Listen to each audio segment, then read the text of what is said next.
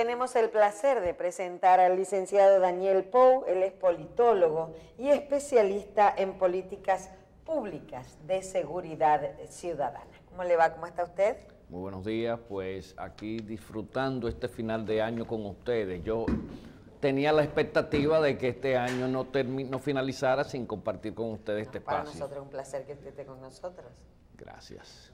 Bien, licenciado, gracias por estar con nosotros. Y mire qué bueno, vamos a mezclar un poquito lo que es seguridad ciudadana con la parte de política. Y vamos a hablar de eso que usted mencionaba. Vamos a tener muchos problemas en la seguridad ciudadana si el Congreso aprueba la reelección de Danilo Medina. Bueno. Van a haber disturbios. Bueno, el tema de la reelección es un tema bastante espinoso, sobre todo porque está vinculado con la crisis del sistema de partidos políticos. Si se aprueba la reelección por la vía de legislativa, o sea, por la vía de la Asamblea Revisora, eso tiene una lectura obligatoria. Los partidos en República Dominicana no existen. Están integrados por mercenarios que buscan beneficios particulares. Y lo digo porque la reforma constitucional requiere de una mayoría calificada de las 2/3 partes de los miembros presentes de la Asamblea Revisora. Y si tomamos lápiz y papel y segregamos la composición de esa Asamblea Revisora, indiscutiblemente que no hay cifra que ni por aproximación pueda darnos la posibilidad de que esa reforma pues pueda ser aprobada, sobre todo porque hay una nómina de legisladores de partidos como el PRM, Partido Reformista, el mismo PRD. Y un segmento considerable del PLD que se oponen a la repostulación del presidente. Entonces, son posiciones partidarias, no son posiciones individuales, son posiciones institucionales del partido. Entonces, eso es un tema que no requiere mucha discusión porque es sencillamente un tema numérico cuantitativo. Pero hoy anuncia Max Buick en su cuenta que el gobierno estaría planificando darle 30 millones de pesos y 2 vehículos a los legisladores que apoyen la reelección, que pasen la reelección. Eso, sobre todo a los legisladores del PRM, que es una denuncia muy fuerte. Sí, eso lo dice mi querido profesor Maspuy, a quien yo respeto mucho, pero para eso tendría que alguien demostrar que eso está sucediendo. ¿Y qué usted ve si por ejemplo, viendo los procesos de este año de la misma aprobación de las primarias abiertas, qué pasaría en República Dominicana si hoy, porque los números están ahí, así como es una 2/3 parte y hay posiciones de los partidos, los números están ahí, 100 y pico de legisladores, de diputados. En la Cámara, en el Senado no hay que discutir nada. No, ahí no se discute Ahí no hay nada. que discutir. Son 32 senadores, de los 32 senadores hay 20 y pico que son del sector de Danilo y 28, 29 o 30 que son del PLD. No hay nada que discutir. No. Aunque lo de Leonel no pasen ni lo del PRM no importa. Ahora, y uno de los del PRM es el presidente de ese partido, o sea que su posición debe ser institucional, que es el senador Paliza. Ahora, en la Cámara de Diputados no es así, se dice, bueno, lo de Danilo que son 90, sin lo de Leonel y sin lo del PRM no pasan, aunque tengan los 14 del PRD y lo del reformismo y todo eso. Sí. Ahora, ¿y si lo del PRD votan por la reelección, lo del PRM votan por la reelección? ¿Qué pasaría? Bueno, a nivel institucional. Lo primero que yo diría que el PRM podría retirarse del torneo electoral del 2020. ¿Por qué? Porque si eso sucede, el mensaje que habría en esa situación es que es un partido totalmente inorgánico de mercenarios que están buscando posiciones. Eso le restaría una credibilidad a ese partido, que el papel que haría en el proceso electoral del 2020 sería algo ridículo. El PRM va a tener que hilar fino con sus legisladores, aunque sabemos que hay un sector de legisladores del PRM que simpatizan o están alineados con el ingeniero agrónomo Hipólito Mejía, y los vínculos entre el ingeniero agrónomo Hipólito Mejía y el presidente Danilo Medina son muy estrechos.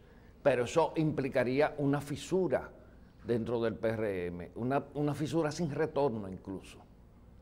Eso no puede tener otra lectura.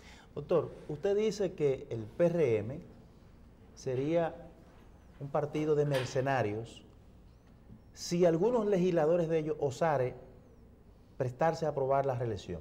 Ahora, vamos a hacer el recuento entonces, doctor, para hacer un símil. Se construyó todo un discurso en torno a la ley de primarias, que si las primarias iban a ser abiertas o cerradas. Había un grupo que se constituyó, grupo opositor de los partidos de oposición, y quien rompió ese bloque fue el PRM. Justamente. Y el PRM dio un cambio, y aprobó primarias abiertas bajo varias modalidades, pero entre ellas primarias abiertas. Entonces, ese hecho no lo hace catalogar también entonces como un partido de mercenarios.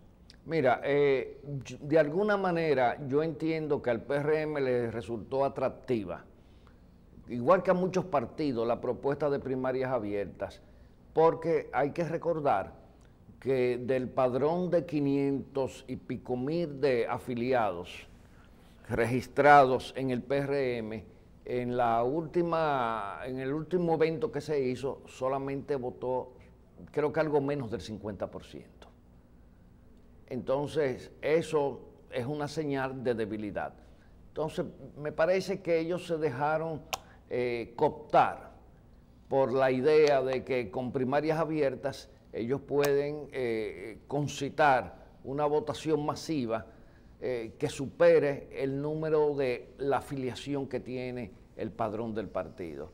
Es un tema de mucho populismo, porque realmente todo el mundo sabe que en los partidos quienes toman las decisiones es un núcleo duro. No hay que pensar que todo el que está afiliado al partido va a irse a trasladarse de una provincia a otra, de un sector a otro de la ciudad, a votar por unas primarias.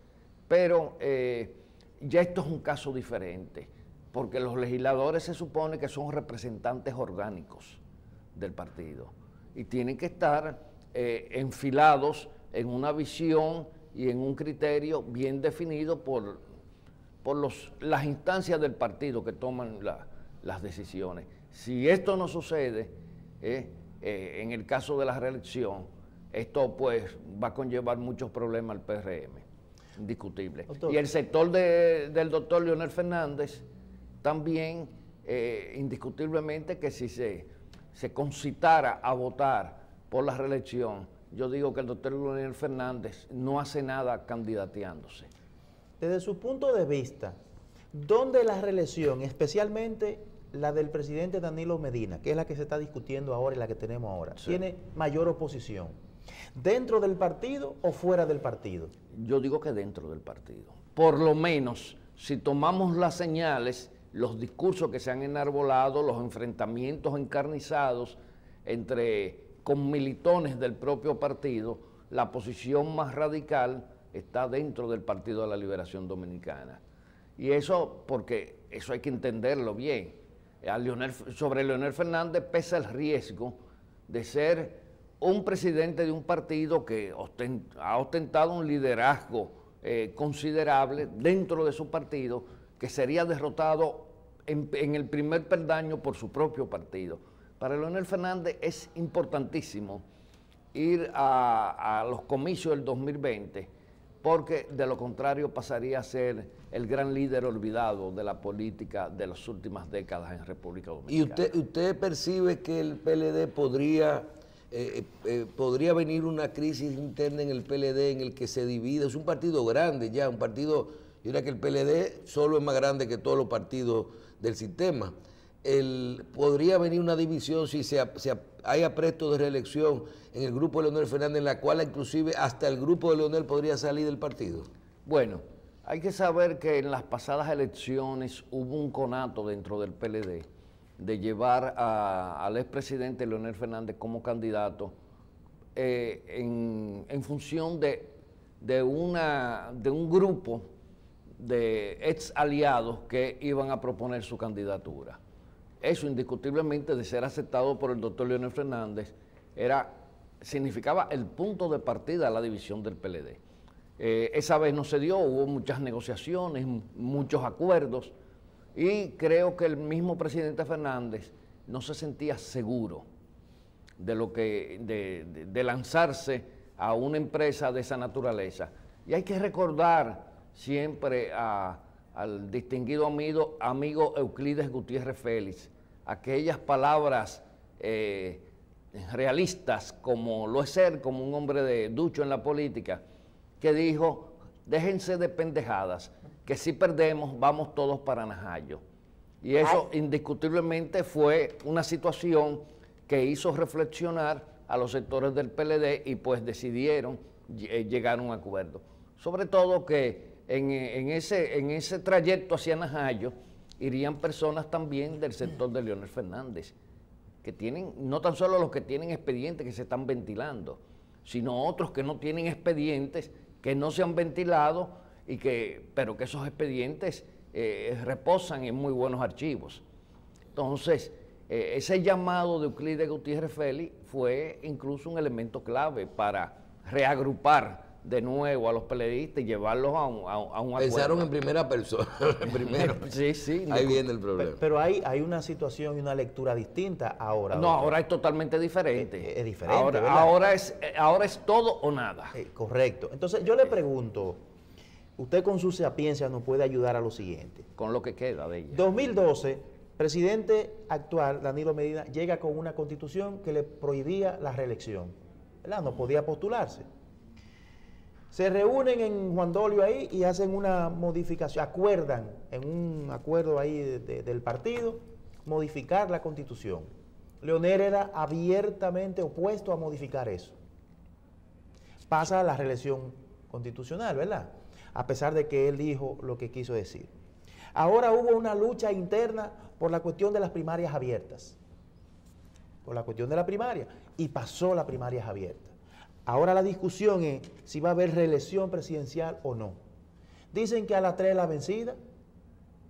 Bueno. Entonces, ¿qué va a pasar, doctor, si hacemos esa reflexión de que se ha impuesto lo que ha propuesto el presidente de la República? Le pregunto entonces, ante una eventual aprobación de la repostulación o del presidente de la República constitucionalmente, porque tiene ese impedimento, Leonel Fernández, ¿piensa usted, con la sapiencia que a usted le caracteriza, se quedaría en el partido o iría a formar parte de otra tienda en una coalición de partidos que se la están ofreciendo? Bueno, mira, existen dos posibilidades. Una, que sencillamente Leonel quede fuera de la política. Esa es una posibilidad. Con 60 y tantos años, doctor. Sí, es que la vida es así. O sea, sería ya la asunción total de la derrota para Leonel Fernández. Ya Leonel empezaría a hacer un tipo de vida política diferente a la que ha hecho hasta ahora. Ya Leonel jamás podrá ser ni siquiera precandidato presidencial, porque quienes los están respaldando hoy en día, que incluso muchos de ellos han sido cancelados por respaldar al doctor Leonel Fernández, porque en esto ha habido cacería de brujas. De eso no se llame a equívoco. Quizás gente que pertenece al comité político, comité central, no, pero hay personas de la base que le han pasado la planadora por encima. Médicos, ingenieros, gente incluso sin ninguna preeminencia en determinadas funciones públicas. Entonces, si el doctor Leonel Fernández cede a la voluntad del presidente, pues el doctor Leonel Fernández estaría sellando su retiro de la política, o la otra opción sería la ruptura total con el PLD e instalar un proyecto en base a una alianza de partidos que lo lleve como candidato. Eso indiscutiblemente sería una división del PLD. Y no es que yo quiera augurarlo porque me solazo en que eso suceda. como dijeron muchos dirigentes del PLD, a los analistas nos dijeron, ustedes quieren que se dividan. No, no es que se dividan, señores. Es que si vemos a lo que se han reducido los partidos políticos en República Dominicana, que son realmente clubes de inversionistas de la política, ya no hay más nada que buscar. Los partidos políticos en República Dominicana no tienen ni siquiera propuestas. Entonces el PLD no va a salir del poder nunca si usted considera que los partidos realmente no están jugando su rol. Bueno, yo lo que digo que el PLD está jugando prácticamente solo en el estadio. ¿Y usted no cree que con el PRM, con ese proceso de reorganización, con una coalición de partidos, una real convergencia de líderes ahí adentro, si logran un acuerdo, podrían lograr ganar las elecciones en el 2020? Bueno, tendrían que demostrar que están dispuestos a hacer el esfuerzo, porque, Jacín, el poder no te lo llevan a tu casa. No toca el timbre. Entonces, ese es el tema, que no podemos tener tantos políticos de gabinete con un partido atomizado en una inercia que no se le ve avanzar. Y si tú miras los números del PRM, incluso eso que sucedió al momento de elegir los nuevos directivos del PRM fue un balde de agua fría a la militancia de ese partido, que entre los dos grandes líderes, yo pongo a mi hija y tú pones a tu pupilo, y así resolvemos el problema de la organización, habiendo militantes con trayectoria. Por ejemplo, que yo no sé cuál es la trayectoria que pueda tener la hija del presidente Mejía, porque hay muchachos y muchachas que tienen una trayectoria que han dejado la piel en las calles de República Dominicana. ¿Y por qué ella se merece más? Porque es la hija de un presidente, de un expresidente, de uno de los dirigentes más prominentes del partido. Eso desdice mucho de la supuesta transformación y modernización. Yo creo que el PRM todavía no ha superado el vacilo del PRDismo. Esa organización grande, con muchas voces, que ruge mucho, pero es incapaz de morder. Doctor, ¿por qué el político dominicano no cree en el relevo, no cree en el retiro y siempre se cree que debe ser el referente?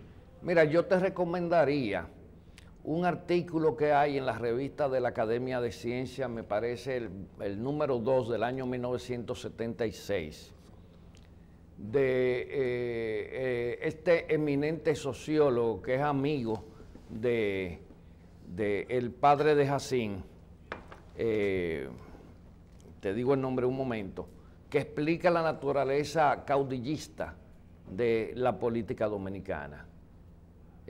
¿Cómo se llama ese sociólogo que estudió en Alemania, amigo de tu padre? Porque yo allá me encontraba con él en las tertulias que se hacían. De Mario Bonetti. Hay un artículo brillante donde explica la génesis, no tan solo del Estado Dominicano, de las prácticas políticas en República Dominicana. ¿Y su parecer sobre eso? Bueno, es el problema de que nosotros no tenemos una clase política que viene del ejercicio estatal, sino que viene del externo hacia el ejercicio estatal. Como estamos en Navidad, yo le traje una foto para ver si mire ahí, mire qué foto le traigo. ¿Qué le parece? Bueno. Juventud con Abinader, ¿usted está viendo? Entre los dos hay como 190 años de edad. No, pero la verdad es que la política aquí es el mismo ejemplo. Un proceso de renovación. Sí, es el mismo ejemplo de que no creen los políticos en el relevo generacional. No, para nada. Y hay otro tema también, que a veces la frescura generacional, lo que conlleva la juventud, no necesariamente apunta hacia un pensamiento más renovador, más fresco, más esplendoroso, porque aquí hay cantidad de jóvenes que piensan como ancianos políticos, que es lo peor de todo. Lo que repiten y lo que se embotellan. Yo, por ejemplo, yo soy un hombre ya que paso de los 60 años, pero mi posición teórica, porque no soy militante político, no tengo vinculaciones con ningún partido, es atrevida. porque el pensamiento hay que estarlo renovando. El problema es que aquí la gente, de que empieza a militar políticamente, se ajusta a una visión tubular del tema de la política y el poder. Entonces, vemos una pequeña parte, eso es como si nos pusiéramos dos tubitos en los ojos y creemos que ese es el universo.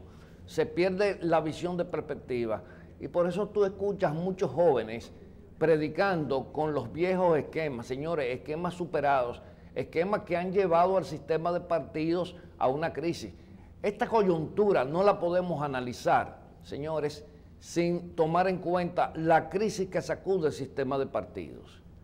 Un sistema de partidos donde el liderazgo ha sido sustituido por el liderazgo político por la del inversionista político. Pero doctor, usted menciona mucho la palabra crisis y crisis de partidos políticos y deja entrever como que ya la persona no está creyendo en el sistema de partidos que tenemos. ¿Cree usted que el pueblo dominicano está cansado de la política vernácula, que quiere ver un horizonte nuevo, ver una luz, una candidatura fresca? Es por eso que el pueblo, o el pueblo no, es que está apareciendo en las encuestas el nombre de un señor que se llama Luis José Ramfis Rafael Domínguez Trujillo, vendido popularmente como Ramfis Trujillos. Mira, si tú analizas las últimas encuestas, el Latinobarómetro, los partidos se encuentran en todas las encuestas en el último lugar. Si analiza la última encuesta Gallup, es asombroso que el partido mayoritario es el partido de los que no se identifican con ninguna de las organizaciones políticas ni con el liderazgo político. Las cifras obtenidas en esas encuestas son cifras sumamente famélicas en favor de los tres candidatos posibles, principales. Y mantienen su posición porque no van a votar tampoco, doctor. Pero usted Claro. cree en todas esas encuestas y sobre todo en esta época. Sí, lo que pasa está que las encuestas hay que saberlas leer. Las encuestas tienen claves que no se presentan de manera directa hacia el lector. Si usted se lee a Paul Lazafer y todos esos autores, le dan guías de cómo interpretar las encuestas. Realmente en República Dominicana el partido mayoritario ahora mismo es el partido de la no adscripción. Es el que saca las cifras más altas, ya debe andar por cerca de un 35%. Y yo calculo que de aquí al 2020 puede alcanzar el 40%. Hay que saber que para ganar elecciones en este próximo torneo electoral, tú vas a tener que convencer a esa franja de votantes que ya no son votos duros, porque es que los partidos tradicionales están contando con el voto duro. El voto duro ha languidecido en República Dominicana. Y eso es un tema que hay que trabajarlo. Y ya hoy en día nadie con los votos de su partido no reúne ni siquiera el 60% de los votos necesarios para triunfar en unas elecciones. Pero lo que pasa, doctor, es que en las elecciones no vota el 50% de los inscritos. De los inscritos no vota el 50%. Y lo que dicen esas encuestas lo sigue reflejando hasta el final. ¿Con qué por ciento se gana? Bueno, de los votos legalmente emitidos. O sea, hay 1%, usted gana. Pero realmente esas elecciones no son con la mayoría de los inscritos en el partido. Entonces, en el padrón. Sí, en el padrón. ¿Qué pasa? Que esas personas que usted está diciendo que reflejan en la encuesta el partido de los no inscritos, se mantienen y no van a votar. Sí, pero no crea que la ecuación es directa. Antes, cuando había una afiliación partidaria, un voto comprometido en un 80%, la abstención era 40%, 38%, el promedio de la abstención en las elecciones presidenciales, que es el promedio menor, porque en la legislativa la abstención es mucho mayor. Entonces, imagínate si eso sucedía con un 20% de personas que no tenían compromiso, ¿qué será con un 40% de personas que no están comprometidas? ¿Usted quiere que le diga algo? Yo me atrevería a vaticinar que en el próximo torneo electoral, independientemente del escenario que se presente, y hay que tener claro que el PLD es que va a marcar la pauta del próximo torneo electoral, la abstención podría rondar por encima del 60%. y no va a haber presidente electo en primera vuelta. ¿Cómo es? Repita, ¿no? 60% de abstención, dice usted. O sea, como se proyectan las cifras actuales, me atrevería a vaticinar. O sea, que la gente ha perdido el interés. Claro. Y dice que a menos que se produzca una situación y se polarice y el voto castigo se entronice en contra de uno de los candidatos. Eso también se Pero perfila. el voto castigo es una maniobra que hay que trabajarla muy bien. ¿Y quién está en estos momentos en capacidad de promover un voto castigo? El PRM. Al paso que ellos van, ellos no muestran musculatura para eso. Doctor, ¿y cómo yo ¿Y catalogo? Ramfis? ¿Perdón? ¿Y Ramfis? No, ese muchacho es un globo de ensayo. Justamente eso, doctor, le iba a preguntar. ¿Es un fenómeno, un invento o un globo de ensayo mal propuesto? Ese es un globo de ensayo de sectores que están promoviendo dentro de su mentalidad febril que aquí podría de buenas a primeras implementarse un Bolsonaro para el 2020. Ay, Cristo. Pero hay sí, otro es peligroso. candidato que la gente lo ve potable, por ejemplo, que se llama Ito Bisonó. Sí. Tiene un buen, Pero buen discurso, un buen perfil. Ito Bisonó se ve como una persona decente, yo le tengo un aprecio inmenso, pero Ito Bisonó... Se ve y lo es, doctor. ¿Eh? Se ve, usted dice que se ve como una persona decente. No, se ve y lo se es. proyecta y lo es. Correcto. Es una persona encantadora de trato, un amigo excelente. Ahora, en este momento, la tendencia para revertirla, por ejemplo, un Ito Bisonó para revertirla, necesitaría un andamiaje político de mucha envergadura. No hay señales de que Ito Bisonó se pueda instalar sobre un andamiaje político que lo coloque en una posición de primacía. Es un tema de la política, no es un tema de la calidad, es un tema de la política. De las estructuras. ¿Tiene el presidente los votos para alcanzar la reelección en este momento? ¿Modificar la constitución para la reelección? Los votos no dan.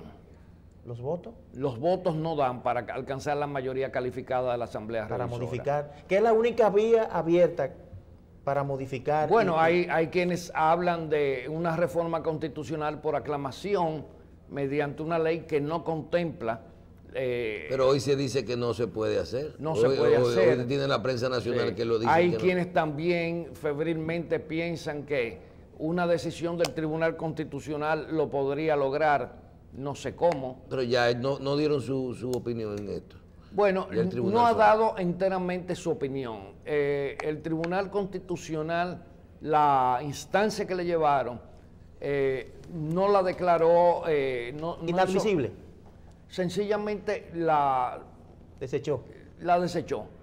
Pero hay todavía quienes albergan que, porque sería incluso la vía más favorable y expedita para el presidente, y no creo que eso se pueda concretizar.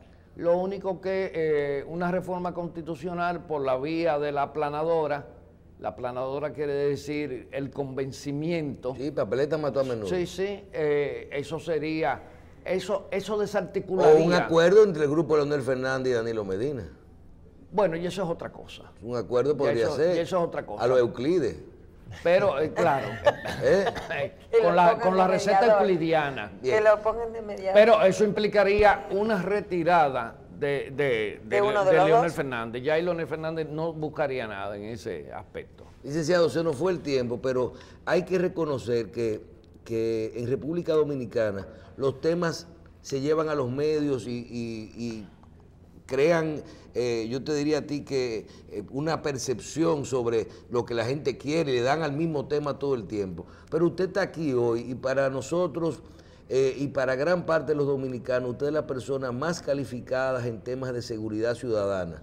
Un tema que conjuntamente con el tema migratorio parece que son temas importantes, sobre todo en lo que quiere y lo que siente el dominicano, inclusive para tomar las decisiones en el 2020.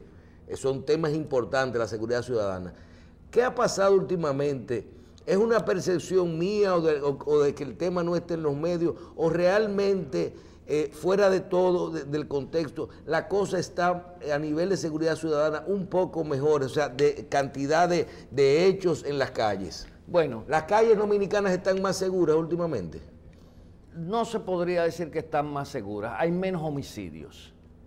Hay menos homicidios porque la actividad económica que sostiene el delito en República Dominicana, por lo visto, en condiciones de menor violencia, le fluye mejor, le dinamiza mejor la economía del delito. Eso también está pasando en El Salvador, que de buenas a primeras, no de que cifras de 10 puntos como aquí. El Salvador ha tenido una disminución de cifras de 30 puntos de homicidios, en términos de tasa de homicidio, que se calcula cantidad de homicidios por cada 100.000 habitantes. Y es que el delito es muy dinámico, Jacín. Y la gente piensa que el propósito del delito es matar gente. No, el propósito del delito moderno es obtener la mayor cantidad de beneficios. Y en República Dominicana parece que las autoridades que de alguna manera tienen ciertas alianzas con sectores del crimen organizado, han logrado armonizar a esos sectores para que cohabiten y se distribuyan el espacio de una manera armoniosa y amigable. Y digo esto porque en ningún país el crimen organizado logra penetrar tanto dentro de las estructuras sociales y gubernamentales como en República Dominicana. Doctor, en cuanto a mí, y siempre quedo complacido de su entrevista, finalmente, para mí, ¿qué se augura para el 2019 en materia social, en materia de criminalidad, en materia política? En 30 segundos para que edifiquemos al pueblo ahí. Bueno, 2019, un año de muchas expectativas. ¿Qué nos augura? Hasta ahora nadie, ni siquiera las propuestas que vienen de la oposición, pretenden reformar lo que son las visiones y los programas que se han desarrollado para mitigar los efectos de la criminalidad. El crimen organizado ahora mismo en República Dominicana se extiende hacia todos los sectores institucionales y sociales. Cada vez hay más jueces comprometidos con el crimen organizado, más fiscales, más empresarios, más gente incluso que nadie se podía pensar que estuviera vinculado. Y hay otros que ni siquiera lo investigan porque forman parte de los grandes nichos de poder.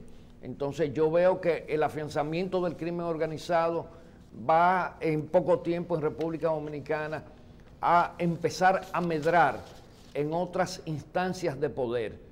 Y no dudo que las elecciones del 2020 sean un nicho propicio para que el crimen organizado extienda sus tentáculos. Bueno, Michelle, y por el otro lado, veremos muchas candidaturas financiadas por el crimen organizado. Eso sí le voy a decir. El crimen organizado va a hacer fuertes apuestas en este próximo torneo electoral. Lo está haciendo en prácticamente gran parte de la región, sobre todo Centroamérica y el Caribe. Y en el otro aspecto, estamos en un país con pocas definiciones. Y otro problema, que esas definiciones implican cero compromisos. Aquí ahora mismo nadie quiere tocar con el pétalo de una rosa ningún nicho de poder o prácticas dentro de instituciones que puedan revertir la situación. Hemos logrado bajar la tasa de homicidios, pero yo digo que la disminución de la tasa de homicidios se debe a que el crimen organizado ha logrado imponer su poder en los barrios. Y eso hoy en día todo el mundo lo conoce. Los actores del crimen organizado no juegan, no negocian.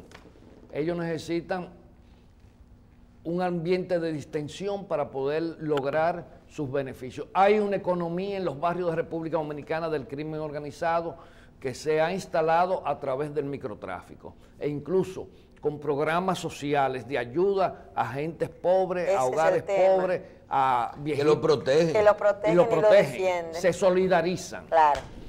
Licenciado, gracias. Gracias a ustedes. Bien. Qué placer escucharlo hablar, licenciado Daniel Pou. Para nosotros siempre es un honor tenerlo aquí con nosotros. Gracias. Felicidades, que pase una feliz Navidad junto a los suyos y que este año que comienza sea un año de éxito para usted. Muchas gracias. Igual para usted.